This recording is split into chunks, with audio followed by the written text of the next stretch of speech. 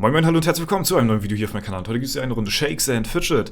Heute gehen wir in das Video von Basi rein, denn er hatte meinen Account komplett mal analysiert und auseinandergenommen und mal geguckt, was man da so alles, ja, noch so rausholen kann. Er hat das bis ins kleinste Detail getrackt. Ich habe die ersten 2 Minuten vom Video gesehen und habe mir gedacht, nee, das kann ich nicht so stehen lassen. Ich muss da drauf, reacten, weil ich so viel dazu zu sagen habe, weil es ja mich betrifft, so, ne? Und deswegen gucken wir uns das gemeinsam an. Ich gebe dazu meinen Senf ab und werde dann nochmal so ein paar kleine Sachen dazu sagen, wie ich das aus meiner Sicht sehe und warum ich was mache, wie ich es mache, ne? Und aber erstmal vielen lieben Dank an Basi, der sich hier die Mühe gemacht hat und die Arbeit auf sich genommen hat, hier so eine krasse Ausarbeitung hier zu liefern. Generell, Basi macht sehr coole analytische Videos. Wen sowas interessiert, der kann sehr gerne mal unten in der Videobeschreibung vorbeischauen. Lasst den Jungen da auf jeden Fall ein bisschen Liebe da, hat er sich, denke ich mal, verdient. Und das ist ein 24-Minuten-Video, das wird ein langer Banger heute, deswegen, falls ihr eure Alu noch nicht geklickt habt, ist jetzt der perfekte Zeitpunkt, holt euch einen heißen Huffy, holt euch ein paar Snacks und dann gucken wir uns gemeinsam zusammen hier das Video nebenbei an und dann würde ich sagen, gehen wir mal rein, let's go. Also wie gesagt, ich habe die ersten 2 Minuten circa gesehen. Los Leute, willkommen zu einem neuen Video. Ich befinde mich hier auf S31 Deutschland, Prost. auf, wie ihr schon seht, Dorzer Server. Warum bin ich hier? Ja, Dorzer spielt ja schon seit einiger Zeit in den obersten... Das wollte ich nur mal so stehen lassen. Rängen mit, aber er kann sich nie dauerhaft auf Platz 1 halten. Ja. Er bettelt sich immer darum, um Platz 1, meistens gegen Teufli und Sir Webster, wie ich es mitbekommen habe, aber dauerhaft kann er Platz 1 nicht halten. Mhm. Und das, obwohl er eigentlich die meisten Stats hat auf dem Server, die meisten Total Stats. Bei Weitem. Ich habe mich jetzt gefragt, woran liegt das Ganze? Ich habe jetzt mit SF-Tools seine Schwachstellen rausgefunden. Ich habe seinen Charakter bis ins kleinste Detail optimiert. Sehr spannend. Und analysiert. Insgesamt hatte er dann laut meiner Berechnung dann eine 20%ige Siegeschance dazu bekommen. Was heftig ist. Und ja, er hat auch dann sich dauerhaft auf Platz 1 halten können. Ja. In meinen Simulationen. Wir schauen erstmal rein. So, erstmal vorab, ja. Warum habe ich eigentlich am meisten Stats, bin aber nicht der Stärkste auf dem Server, beziehungsweise kann mich nicht auf Platz 1 halten? Ich denke mal, die Antwort darauf ist relativ leicht. Weil das werden wahrscheinlich die meisten von euch auch wissen und drauf kommen. Ich halte mich natürlich künstlich ein bisschen weiter unten, weil ich schon Ewigkeiten nicht mehr mein Equipment bzw. meine Steine ausgetauscht habe.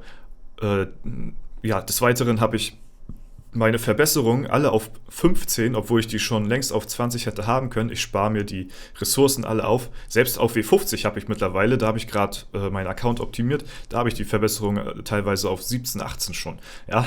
Also ich halte mich hier wirklich künstlich sehr weit unten.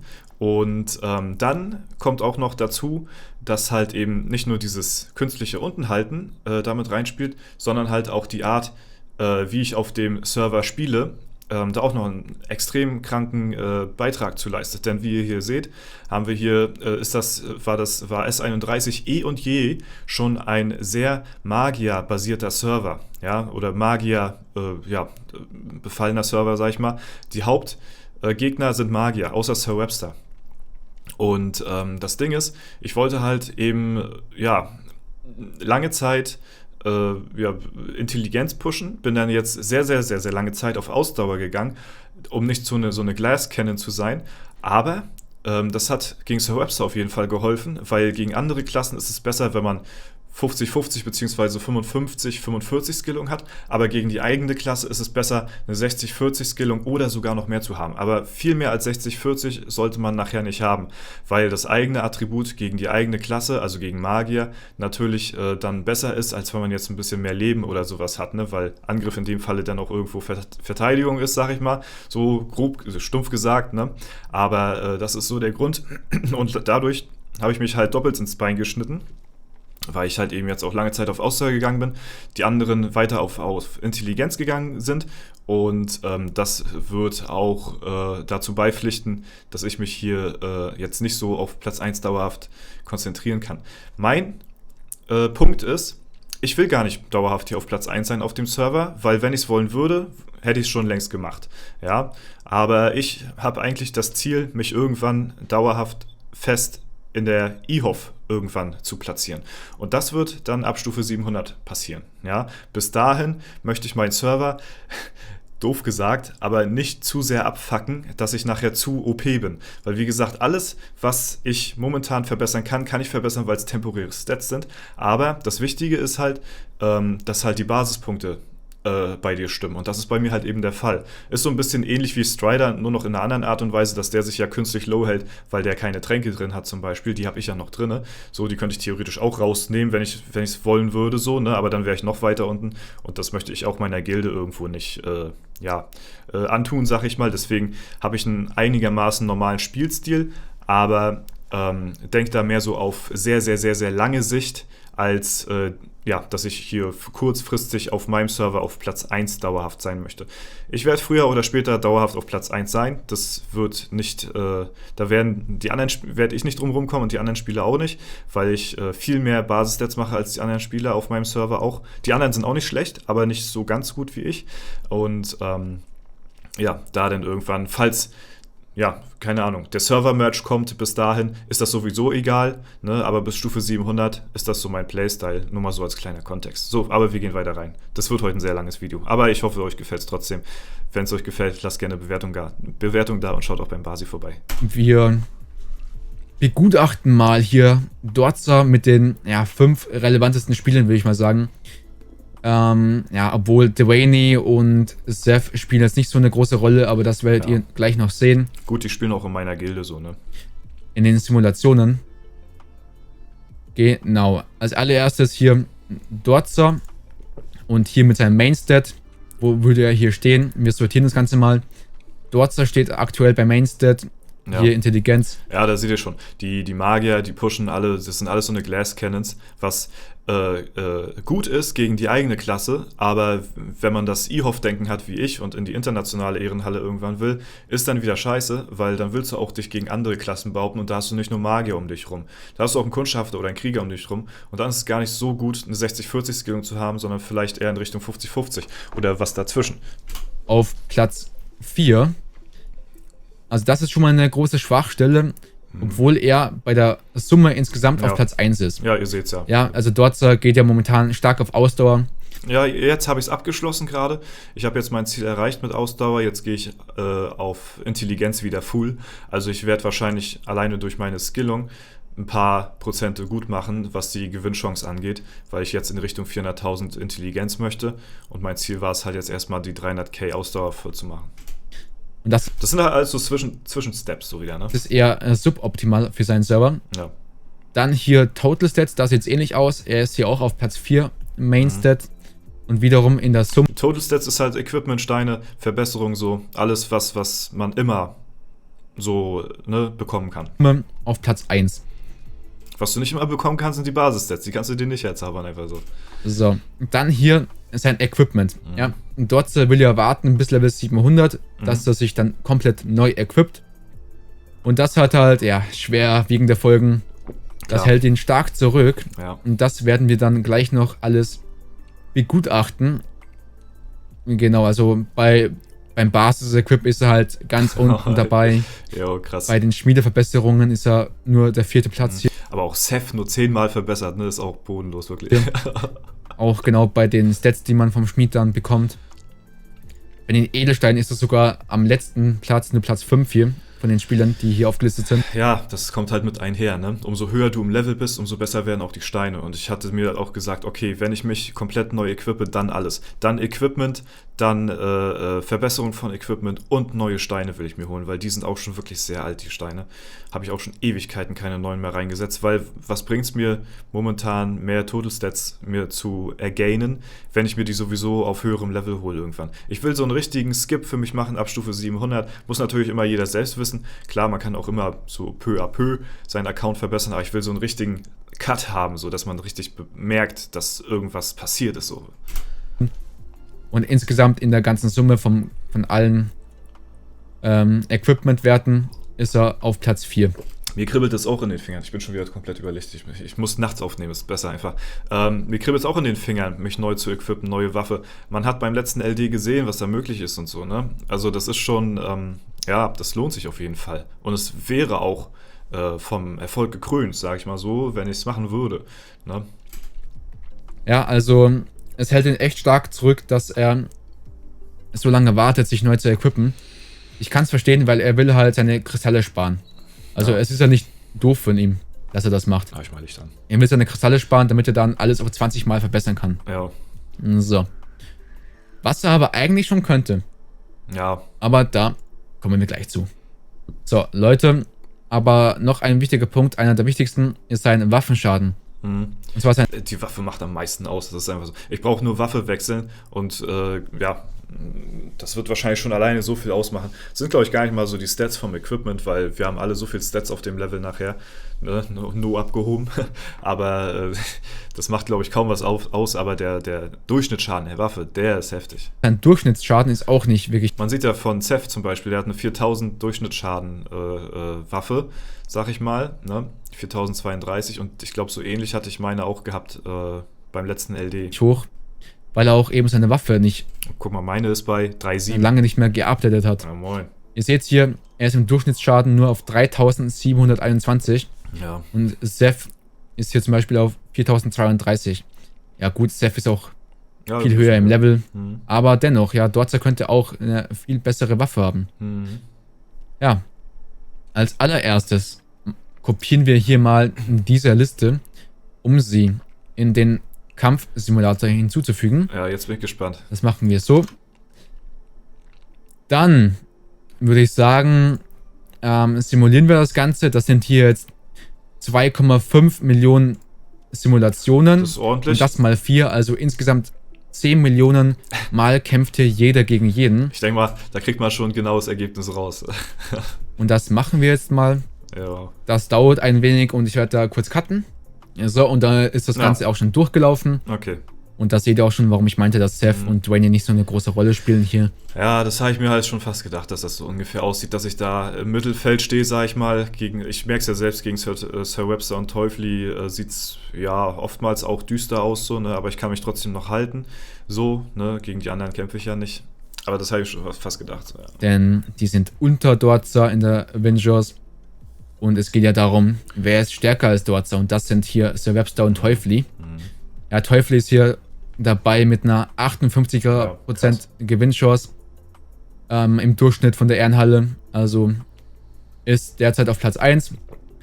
Ja, und Dorza ist hier mittendrin in der guten Mitte mit 52% Gewinnchance im Durchschnitt, wenn man hier alle Spiele mit einberechnet. Ja, wie können wir jetzt Dorza optimieren? Ja, zeig mal. Angefangen jetzt erstmal mit dem richtigen Ratio. Oh, sorry, ich wollte nicht zurückgehen. Ja. Denn Dorza hat, wie ihr gerade gesehen habt, ja, eine Ratio oder eine Skillung, sage ich mal, die nicht wirklich optimal ist. Er geht sehr stark auf Ausdauer aktuell. Auf 45. Und ja, das verleiht ihm aktuell eine Ratio von 55 zu 45. Ist per se keine schlechte Ratio. Also wenn ich jetzt nicht nur Magier um mich rum hätte, wäre das eine gute Ratio. Dann wäre das die Ratio, die ich eigentlich anpeilen möchte, die ich haben möchte. Ne? Aber gegen einen Magier-dominierten Server ist das eher eine schlechte Ratio. Da wäre es eher zum Vorteil, wenn ich 60-40 gehe. Und ich werde jetzt hier, ich habe hier ein Recht. Also da der Recht ist, das wird mich verbessern. Alleine das würde schon meinen Account optimieren. Das letzte Mal, als mein Account optimiert worden ist, das war von Strider. Da hatte Strider meinen Account bis ins kleinste Detail unter die Lupe genommen. Deswegen, das hatte ich damals schon sehr gefeiert. Und deswegen danke da auf jeden Fall auch an Basi, dass er das hier auch macht, um jeden Fehler dann auch in Zukunft auszumerzen. So. Ich versuche auch bis Stufe 700 und ab da an dann wirklich alles auch bis ins kleinste Detail zu optimieren, was die Skillung angeht, dieses Equipment, Basis, wirklich alles so, ne? Nur dann ist halt mein nächsthöheres Ziel ist halt die internationale Ehrenhalle bis dahin denn, ne? Ja, falls halt nicht denn die Merges kommen und mein Server weg ist so und ich auf einen gemergten Server komme, wo ja, die ultra krassen Spieler drauf zocken so, dann habe ich auch keine Chance mehr, in die E-Hof zu kommen. Aber dann ist das so. Rechner offen. Dann habe ich trotzdem starken Char. So, ich werde hier, ja, das ist egal, das ist noch von vorhin. Ich werde jetzt selber manuell ausrechnen, was das beste Ratio für Dotzer wäre. Dazu nehme ich hier ich sag eine 60-40. Gesamtsumme hier von den Totals, von den Basisstats 296.339 und dann sage ich mal, ich will ein Ratio von 60:40 haben, also gehe ich hier auf mal 0,6 und das wäre hier das Ratio, also das wären dann 177.803 Basispunkte. So, und das Ganze würde ich dann hier bei dem Kampfsimulator einfügen. Ja. Und dazu muss ich aber davor noch sein Equipment hinzurechnen. Das wären, glaube ich, es waren 37.682, sorry. Genau, dann mal 1,25. Das sind die 25% für den Trank, den er hat. Und dann nochmal 1,4 für die 40% Boni, die er von den Pets bekommt. Ich finde es ist wirklich eine Bereicherung für die Szene, dass wir jetzt so einen Spieler, der so fit ist, sag ich mal, mit SF-Tools und mit den ganzen Berechnungen, dass der jetzt auch Content macht. Wir haben auch viele Spieler, die sich auch sehr gut auskennen mit solchen Sachen, mit SF-Tools und den ganzen Berechnungen, aber wir hatten bisher keinen Creator. Das freut mich sehr, dass wir jetzt jemanden wie Basi haben, der da diese Lücke füllt, sag ich mal, weil das ist echt eine Bereicherung, auf jeden Fall. Und dann wäre er auf 377.099 Intelligenz. Das wäre quasi 60% Intelligenz. Und das gehe ich jetzt mal mit ein paar Ratios durch und füge die hier hinzu. Das ist super interessant. Fight Simulator. Und dann würde ich sagen, ja, sehen wir uns gleich.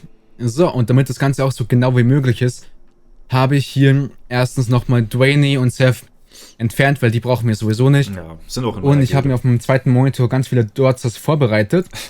Da fangen wir jetzt erstmal nochmal kurz an mit dem aktuellen Stand. Dotzer aktuell. So, hinzufügen. Simulieren. Wieder 10 Millionen Mal. Ja, ist wie sieht es aktuell aus? Ja, ist das gleiche. Okay, er hätte eine Gewinnchance von 46,74%. Das merken wir uns. Und dann nehmen wir einen Dotzer, der ein 60:40 Ratio hätte. Und simulieren nochmal. 46, so, jetzt bin ich gespannt. Jetzt haben wir 48. Das wären jetzt schon mal 48,85% Gewinnchance. 2% besser, ne? Dann nehmen wir einen Dotzer, der 65:35 im Ratio ist. Aha. So, also hat der jetzt mehr als 48? Da bin ich gespannt. Nee. Okay. Also das bedeutet, es ist irgendwas zwischen 60 und 40 und 65 und 35. Also, ja, da schauen wir jetzt noch mal genauer weiter. Da müsste ich mir aber erstmal noch ein paar Dotzers vorbereiten. Bis gleich. So, dann hätte ich wieder ein paar Dotzers rausgeschrieben. Fangen wir mal an mit dem 61:39 Ratio Dotzer. Den fügen wir hinzu. Und sehen nach, wo er da stehen würde. Okay, der wäre auf einer 48,88%igen Durchschnittsgewinnchance. Okay. Dann löschen wir den wieder raus und schauen uns den nächsten an. 62:38 im Ratio. Wäre das nämlich... Der eine war gerade 48,88, ne? Okay, der ist 48,72. Dann schauen wir nochmal ganz kurz als Vergleich den 60:40 Dotzer an. Damit wir auch alles richtig machen. Das ist so lustig zu sehen, was man so machen kann alles, ne? Da geht es halt einfach nicht um viel, Leute, aber... Okay. Wir wollen... Was mir direkt aufgefallen ist, ich habe die ganze Zeit auf Webster geachtet, ob da die Prozente runtergingen. Und ja, man hat auf jeden Fall gesehen, dass auch so eine Skillung auch halt eben Einfluss hat auf, klar, Magier, aber andersrum halt eben auch auf Krieger zum Beispiel, ne? Und deswegen kann man hier auch ganz gut dann sehen, was für eine Skillung halt auch gut ist gegen andere Klassen zum Beispiel. Also ist auch, ne, also es sind ja 10 Millionen Kämpfe jedes Mal, die er durchsimuliert, das ist schon ziemlich genau. Wir wollen halt nachsehen, was das... 60-40 ist für mich so auch das Way to go. Als Magier generell, Digga, bin ich schon wieder überbelichtet. Ich hasse es, ne? Tut mir leid. Das ist für mich auch so als Magier auch eine gute Skillung, sag ich mal. Das ist eine gute Ratio. Viel höher würde ich, glaube ich, auch persönlich gar nicht gehen wollen. Absolute Maximum wäre, was man aus Dorze rausholen könnte. Ja, und ihr seht, das 60-40 Ratio wäre ein klein wenig schlechter als 61-39. Das heißt, das 61-39 ist es einfach. Ja, okay. Da können wir nochmal simulieren. Ja, nah dran, ne? Ja, 48,00. Ja, also das ist das Ratio to go für Dotzer. Ja, dann würde ich sagen, gehen wir auf den nächsten Schritt über. Und das wäre mal hier Dotzers Waffe in Angriff zu nehmen. Jetzt wird's interessant. Ja, die ist schon ziemlich outdated. Ja. Und ja, wir haben jetzt das Glück, dass Dotzer vor, hier war's. Ah, ja. Vor, ein bisschen über einen Tag jetzt mit Tuning eine Challenge am Laufen hatte, einen Zero Death Run zu bekommen, was wir leider nicht geschafft hatten. Aber Dotzer hat eine Menge Runs gemacht im legendären Dungeon. Und im allerersten anscheinend, ihr seht hier, Runs 0, hat er diese Waffe bekommen. Und die nehmen wir als Beispiel für unsere Berechnungen. Ich hätte jetzt auch extra mit einer Formel, die beim SF-Discord steht, die aber nicht offiziell ist, also das wäre eine unoffizielle Formel, die nicht ganz genau ist, hätte ich selber hier alles ausrechnen können.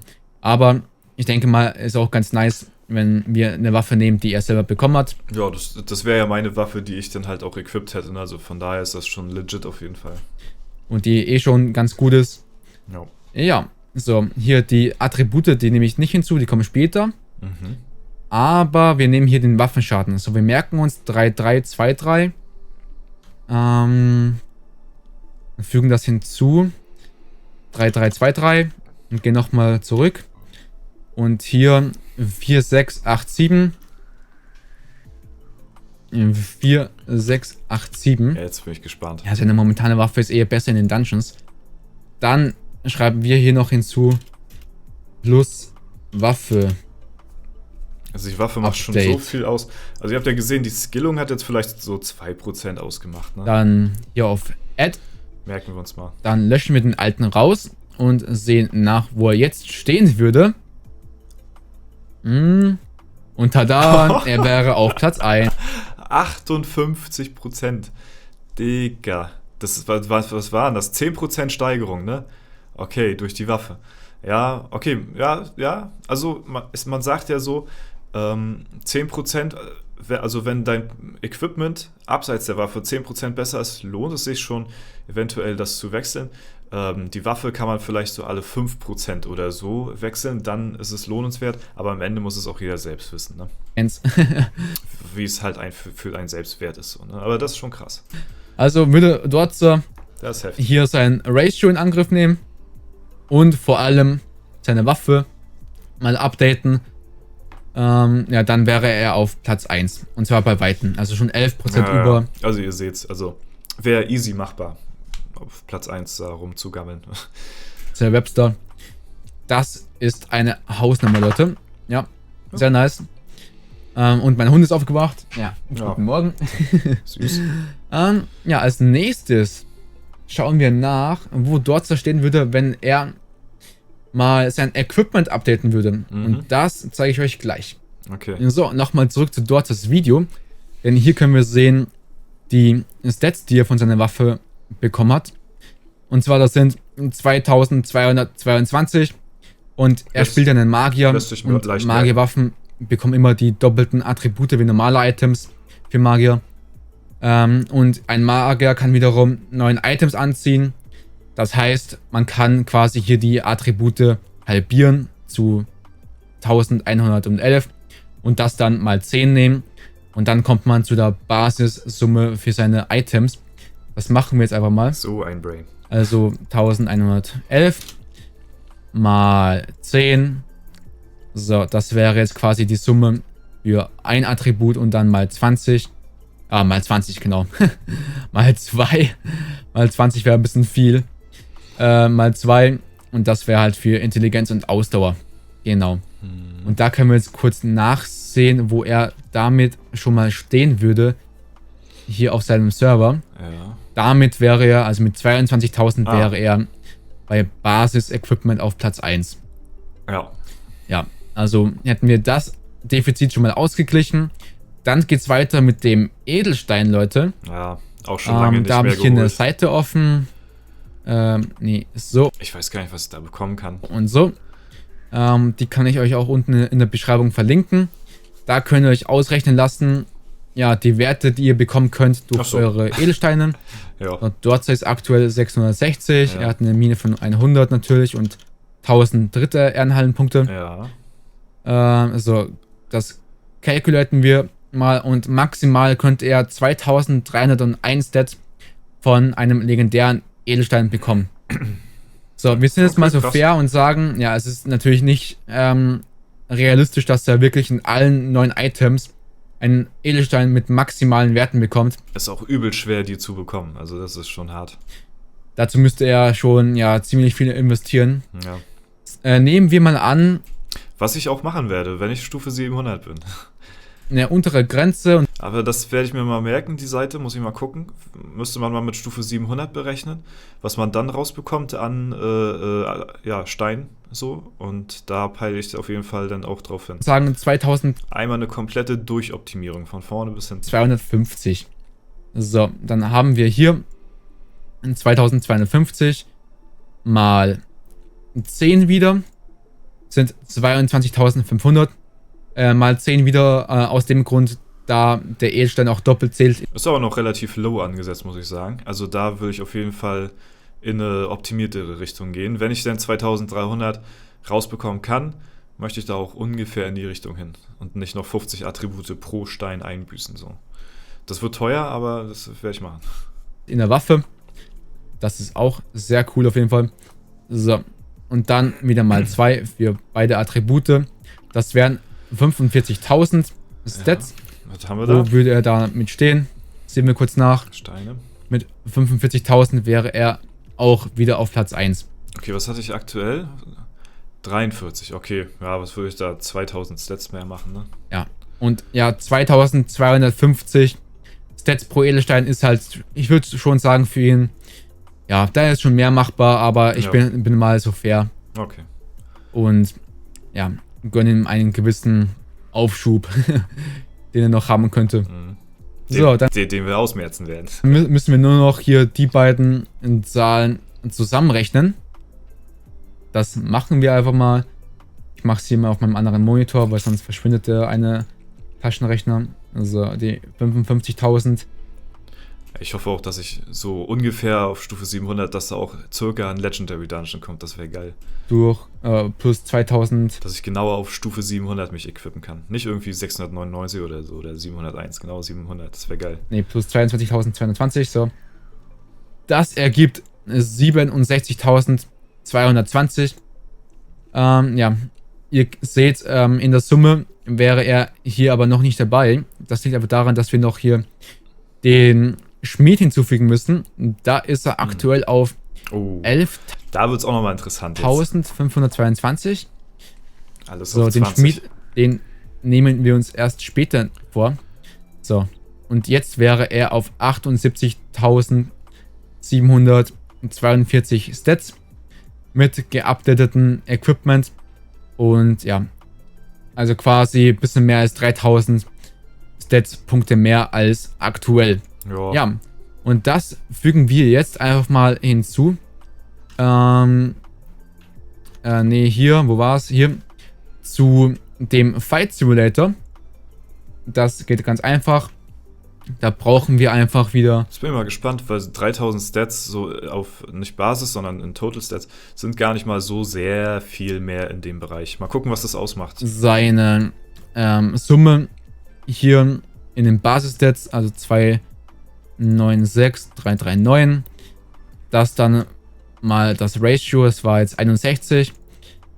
Jetzt für Intelligenz. So, dann plus das Equipment. Beim Equipment ist ganz wichtig, das müsst ihr durch 2 nehmen. für jedes Attribut nämlich halt die Stats jeweils. Würde ich gar nicht mehr durchsehen, Alter. Ich sag Ja, echt, da würde ich überhaupt nicht mehr durchsehen. Jetzt wäre es ein bisschen zu viel, wenn ich hier kurz auf seinen Server gehe. Ihr seht es ja, das sind bei Ausrüstung 37.682 und jetzt quasi 39.371. Ja. 70.000 jeweils wäre ein bisschen krass. Genau, gehen wir nochmal zurück. Und dann geben wir hier ein die plus 39371 sind so viel mal 1,25 für den Trank, mal 1,4 für die Pets. Und da haben wir das Ergebnis. So, das mache ich jetzt für Ausdauer und Intelligenz für beide und dann sehen wir uns gleich wieder. Er nimmt wirklich alles auseinander, ne? Dann ist das Ganze auch schon fertig. Wir können hier noch den Namen ändern zu Equip, Update, dann speichern und dann schauen wir nach, wo er jetzt ist. Er war gerade bei 58% ungefähr. 60? Oh, 60. Jetzt bei 60,62. Nice. Ja, Leute. Ich glaube, mit was haben wir angefangen? Mit einer Win-Chance? Von 48 oder 46, ne? Auf 60. Puh, krank.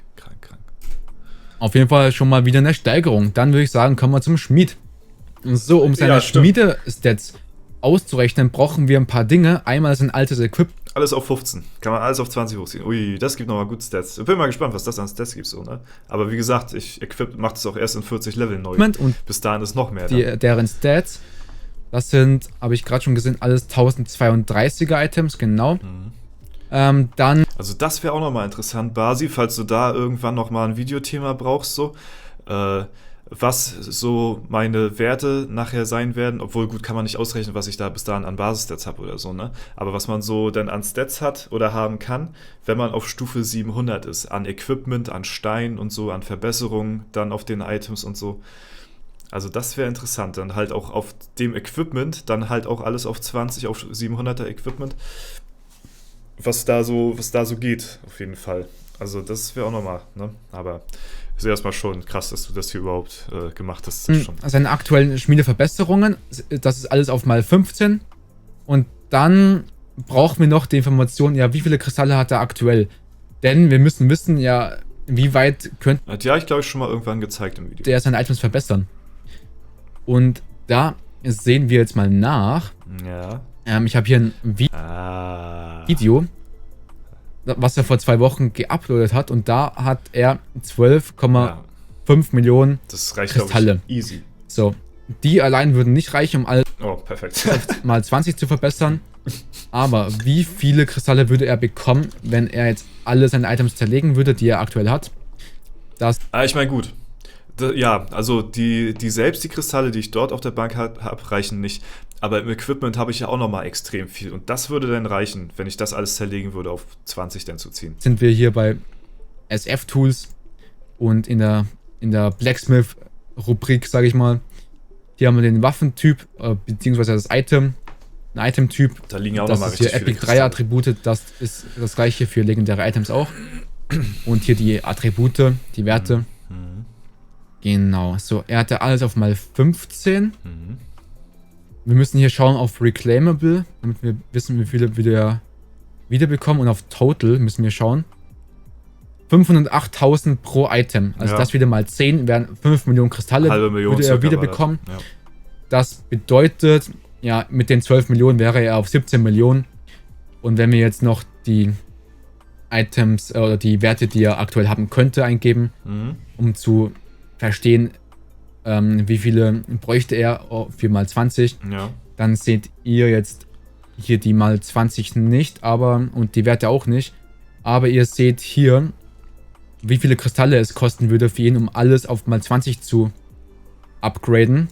Und das wären 14 Millionen Kristalle ungefähr. Also mit den 17 Millionen, kommt er gut aus, sage ich mal.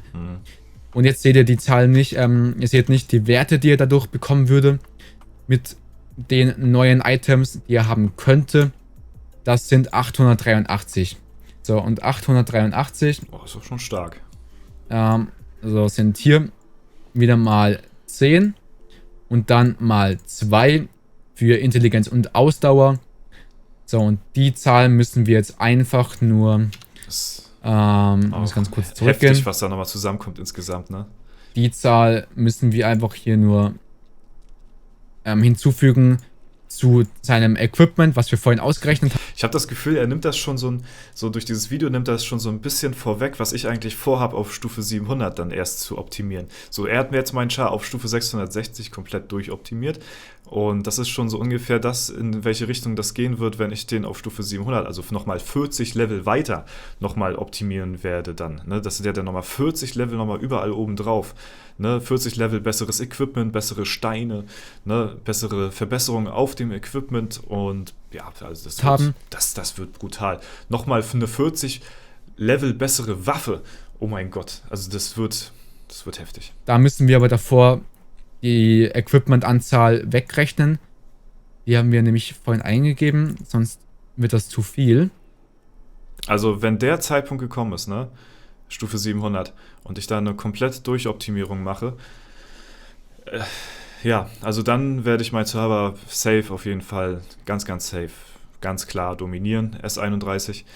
Wie gesagt, ich möchte bis dahin noch ein bisschen abwarten, ne, aus verschiedenen Gründen halt. Und mal gucken, vielleicht ist bis dahin auch der Merge dann da auf meinem Server irgendwann. Das sind ja dann ein paar Tage bis dahin. Und ja, dann dominiere ich vielleicht nicht mehr so meinen Server, sondern dann bin ich vielleicht gleichgestellt mit anderen Leuten von anderen Servern, die noch stärker sind. So, das ist so meine Denkweise. Genau, und jetzt können wir es hinzurechnen.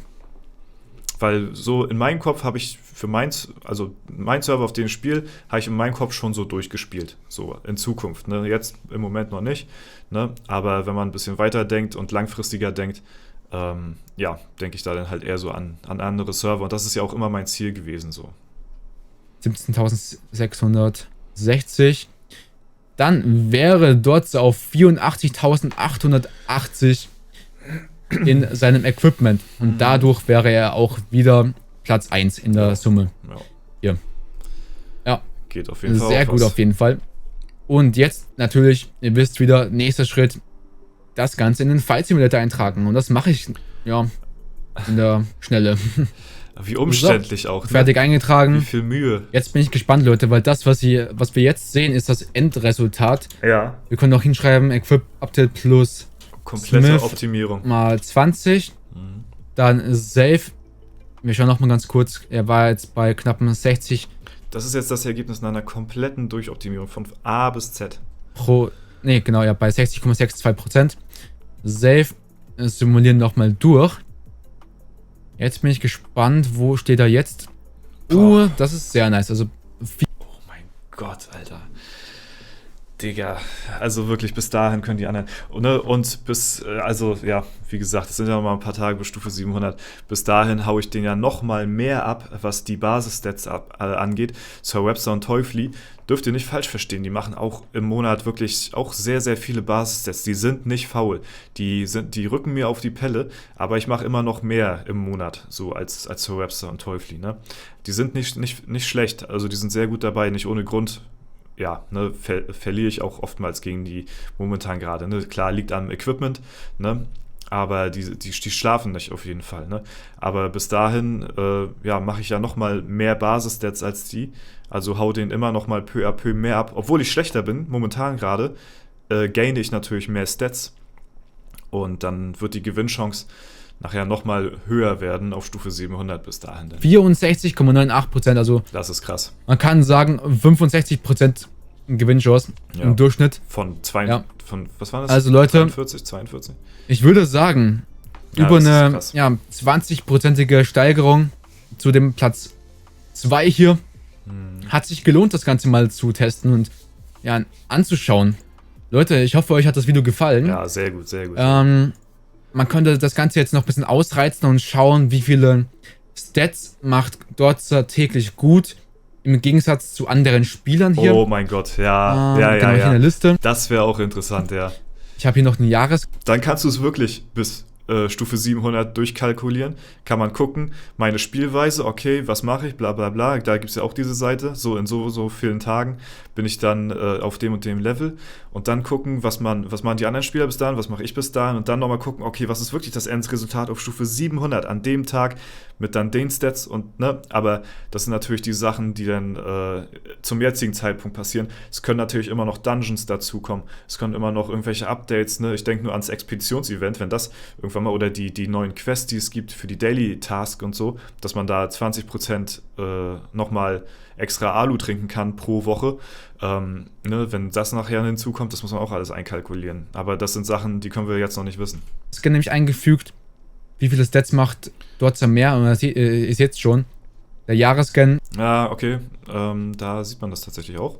Meine Basis-Stats, die ich mache, ja, das ist auf jeden Fall auch einiges im Vergleich zu den anderen Plätzen. Also wie gesagt, guckt euch das an. Die anderen hier, das ist in Summe an Basis-Stats. Ne? Ich hatte jetzt 70k gemacht in einem Zeitraum von, wann ist das? Vom 3.1. bis zum 24.9.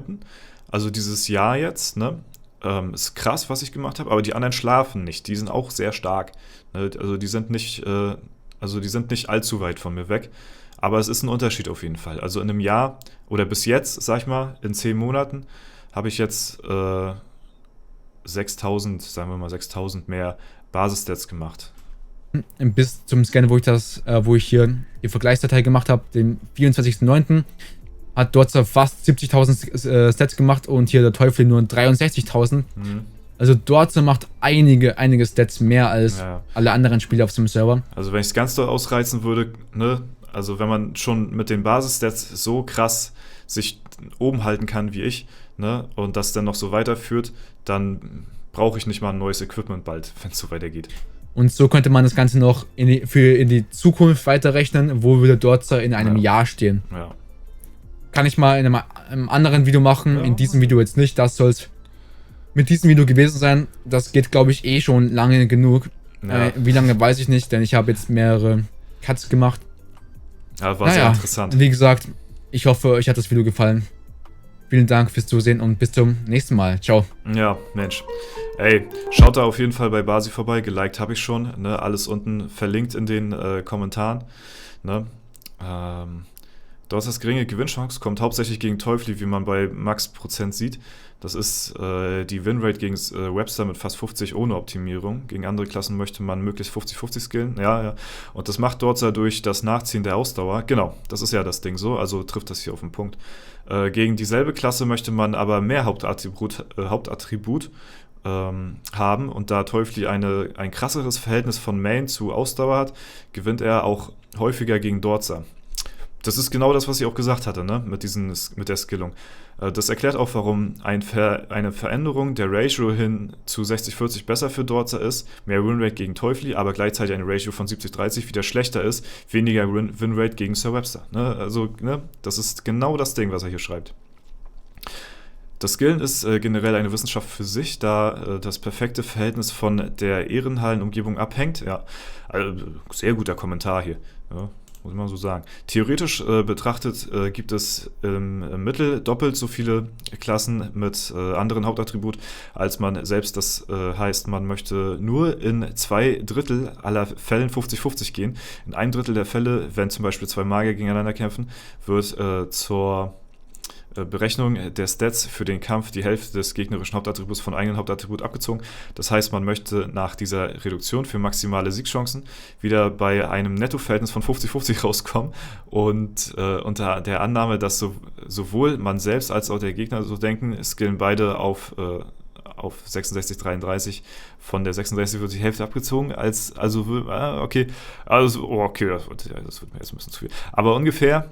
In der Praxis gibt es aber Glass Cannons, Tanks, Warriors und generell Spieler, die nicht optimal skillen und das beeinflusst dann wieder die eigene Skillung. Meine Faustregel ist daher, dass wenn man ein Magier auf einem Magier-dominierten Server ist, man eher in das Hauptattribut geht und je mehr Nicht-Intelligenzklassen vertreten sind, desto mehr sollte man in Richtung 50-50 gehen. Das ist genau das, was ich auch gesagt hatte und das trifft auch auf den Punkt und es ist genau das, was auf meinem Server passiert. Es gibt Glass Cannons auf meinem Server, die extrem krass Intelligenz pushen und somit mein Siegverhältnis gegen die beeinflusst, obwohl ich von Erskillung eigentlich gar nichts falsch mache. Aber die Umgebung ist halt eben ziemlich beeinflussend für die eigene Win-Chance. Ne? Also nochmal sehr guter Kommentar hier an der Stelle zum Abschluss des Videos. Wie gesagt, alles ist verlinkt vom Basi, schaut da sehr gerne vorbei. Ich denke mal, das Video geht auch lange genug, hier eine Dreiviertelstunde. Vielleicht solltet ihr jetzt auch fertig sein mit eurer Alu auf jeden Fall. Ne? Aber das hat mir sehr gut gefallen, es wäre sehr informativ und aufschlussreich. Und lasst ihn auf jeden Fall ein bisschen Liebe da. Und ja, das war es dann auch soweit von mir. Ich verabschiede mich, wünsche euch noch einen super schönen Tag. Vielen lieben Dank fürs Zuschauen. Haut rein und bis zum nächsten Mal.